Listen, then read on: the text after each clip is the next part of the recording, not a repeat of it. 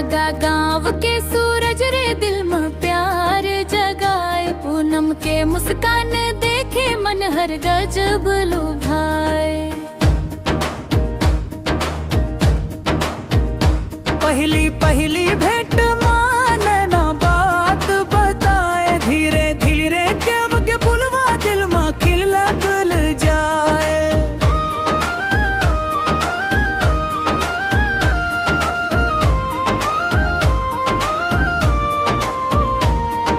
संझा के बेराम मिलते गली गली मुस्काए। एक दूजे के संग मरही के सपना नवा सजाए। मीठ मीठ गोठ सुना के मन ला बहलाए। प्यार भरे वो दिन मन अब बड़ी याद सताए। ओ पूनम मोर रानी तोर बिना नहीं भाए। सूरज के जिंदगी में तोर नाम बस जाए। जन्म जन्म तक संग रही वो कसम आज खाए। प्रेम कहानी हमरे गाँव भर गुनगुनाए।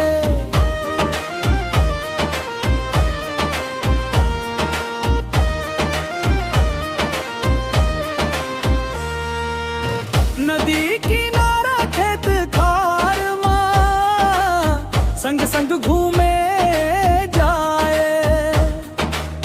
चंदा के उजियारी माँ सपना नवा सजाए।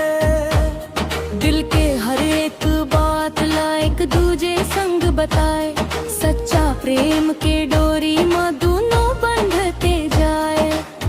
बरखा के पानी गिरे माटी महक उठाए। पूनम संग भींजे सूरज मन हर खुश हो जाए। हाथ माँ हाथ धर के जिंदगी रद्दा चलाए। सुख दुख के हर मोड़ माँ संग निभावत जाए। ओ पूनम मोर रानी तोर बिना नहीं भाए। सूरज के जिंदगी में तोर नाम बस जाए। जन्म जन्म तक संग रही वो कसम आज खाए। प्रेम कहानी हमर गाँव भर गुनगुनाए।